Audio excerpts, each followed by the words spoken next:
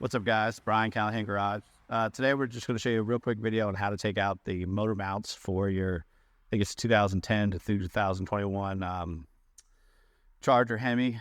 It's not that tough of a job. They usually fail because the power of the motor kind of tweaks this way and then pulls this way. I don't know what to do with my hands.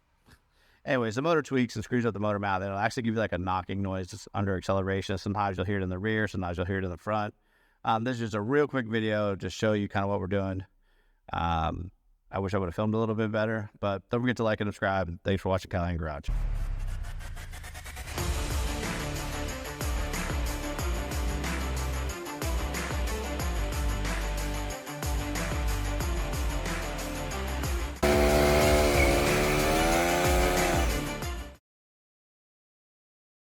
All right, when changing the driver's side motor mount, I don't know how well you can see that.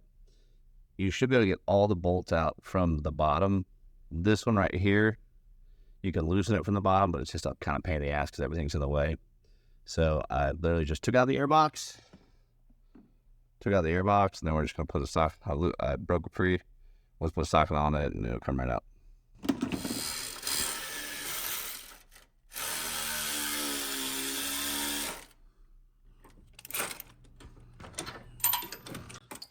All right, guys, so this is the driver's side motor mount. Not supposed to be able to do this. You see on the bottom, all the fluid, the goopy stuff that would have been here has leaked out over time, so that's our problem. So now we try to get out the passenger side. Driver's side is really easy. Again, 16, this one from the bottom, that one from the top.